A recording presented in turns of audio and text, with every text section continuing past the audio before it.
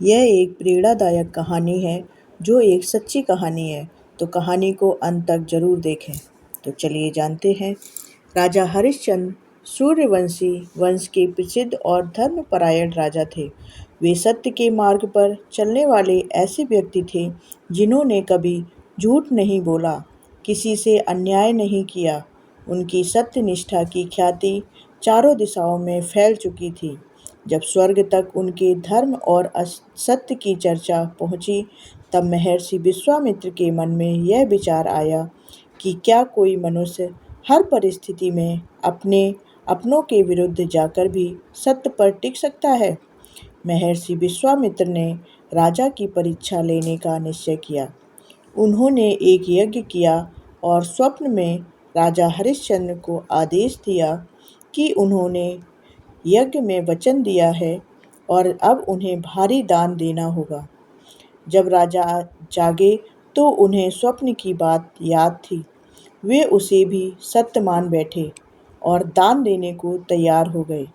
विश्वामित्र ने उनके सामने मांग रख दी। सारा राज्य, धन, आभूषण, सब कुछ विश्वामित्र ने दान में मांग लिया। राजा ने एक क्षण भी नहीं सोचा और अपना राज्य त्याग दिया। अब उनके पास कुछ नहीं बचा। पत्नी सैव्या, जो कि तारामती है, और पुत्र रोहिताश्व को साथ लेकर वे काशी की ओर चल पड़े। परंतु विश्वामित्र ने कहा कि दान अभी पूरा नहीं हुआ है, शेष दान की राशि नगद देनी होगी। अब राजा के पास कुछ देने को नहीं था, तो उन्होंने स्वयं को बेचने का निश्चय किया। एक चांडाल ने उन्हें सब जलाने का काम करने के लिए खरीद लिया। उनकी पत्नी तारामती को किसी ब्राह्मण ने खरीदा और उनका पुत्र वहीं दास बना। राजा हरिश्चंद्र शमशान में काम करने लगे। दिन रात शवों का दाह संस्कार करवाते, बदले में एक मुट्ठी अनाज और थोड़ा सा पानी मिलता। एक दिन ऐसा आया जब एक छोटा शव शमशान में आया, जिसे तारामती लेकर आई थी। वह उनका अपना पुत्र रोहिताश्व था, जिसकी मृत्यु सांप के काटने से हो गई थी। सैव्या की गोद में बेटे का शव था और हरिश्चंद्र शमशान के द्वार पर खड़े थे, मगर उन्होंने शुल्क मांगा, क्योंकि यह नियम था, बिना शुल्क के अंतिम संस्कार नहीं हो सकता।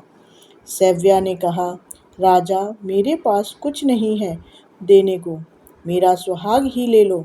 उस पल पति और पत्नी दोनों फूट फूट कर रोने लगे, मगर राजा ने नियम नहीं तोड़ा, क्योंकि उसके पीछे सत्य का धर्म खड़ा था। तभी स्वर्ग से महर्षि विश्वामित्र और अन्य देवता प्रकट हुए। उन्होंने कहा, राजन, यह सब परीक्षा थी, तुम सफल हुए।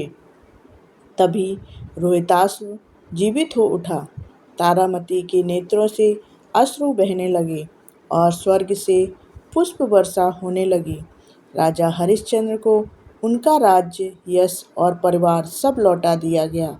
इस कथा में एक ही शिक्षा है, जब अपने भी साथ छोड़ दें, जब अपनों से धोखा मिले, जब जीवन के हर दरवाजे बंद हो जाएं, तब भी जो सत्य और धर्म का दामन थामे रखता है, उसके जीवन में अंततः उजाला लौटता है।